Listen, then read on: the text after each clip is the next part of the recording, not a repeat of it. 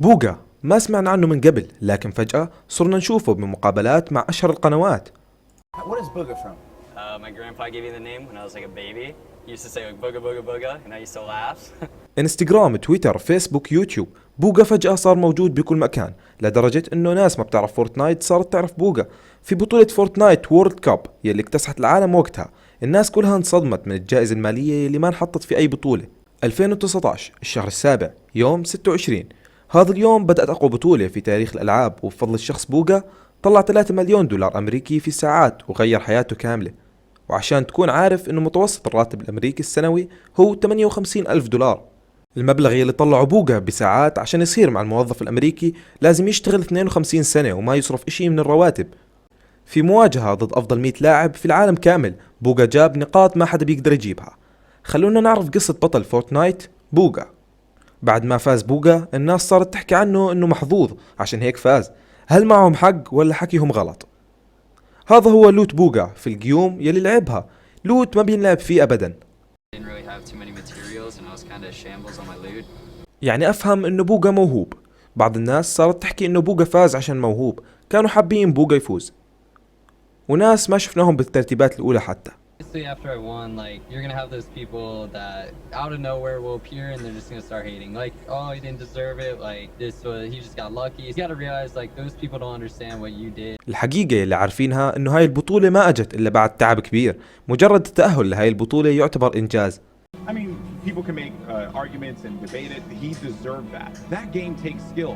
I do not care what anyone says outside. البطولة قبل ما تبدأ كانت مفتوحة للجميع، انت شخصيا بتقدر تلعب وتفوت بكل سيرفرات العالم. بالاخير راح يجمعوا 100 لاعب من العالم كامل، افضل 100 لاعب فورتنايت وقتها. مجرد انك تتأهل شبه مستحيل. نينجا كان يعتبر الاول على العالم من عدد القتلات، وكان في المراكز الاولى من عدد الفوز، وما قدر يتأهل للبطولة. بوغا كانت قصته مختلفة. بدأ اللعبة بتسلية، كان يلعبها كثير وأدمنها، وصار يلعبها كثير ويتعلم مهارات جديدة، وبعدها يدخل أقيام صعبة ويجربها.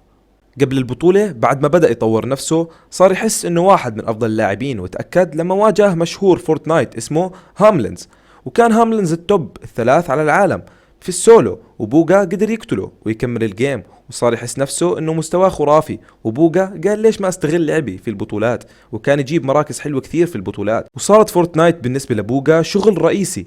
وحاليا صار يلعب اكثر ويتعلم اكثر ويلعب لساعات طويلة وبطولات كبيرة، اجتهد كثير عشان يوصل لهاي المرحلة. لما نزلت فورتنايت لعبة اكتسحت العالم، الكبير والصغير لعبوها.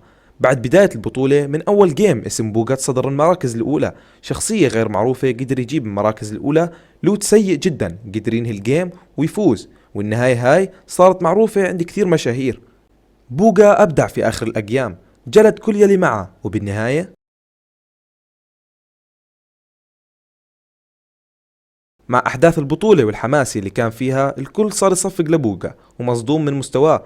أثبت نفسه للعالم إنه أفضل شخص لعب فورتنايت. اسمه صار ترند، وبفترة قصيرة صار من أكبر صناع محتوى فورتنايت على يوتيوب، وواحد من أكبر الستريمر. بوغا صار عنده مسؤوليات أكبر. كان شخص بسيط ومشاهداته قليلة، وحاليا من أكبر الستريمر. من شخص وصل لمليون مشترك بأيام قليلة، وقدر بفضل اللعبة ينشر اسمه بكل مكان ويصير مليونير بأيام بسيطة، وأفضل لاعب في العالم. بعد كل هاي الأحداث بوغا حاليا بصعوبة ليقدر يتجاوز 100 ألف مشاهدة في يوتيوب، مع أنه بينشر يوميا، ومتوسط المشاهدات في البثوث الخاصة فيه نقص بشكل كبير. وهيك كانت قصة بوغا. راح أحط لكم قصة نينجا بتقدر تشوفها من الوصف. كان معاكم الباشا، لا تنسى تعطيني لايك وتشترك في القناة وتفعل جرس التنبيهات عشان توصلك الفيديوهات أول في أول. أشوفكم بفيديو جديد، سلام.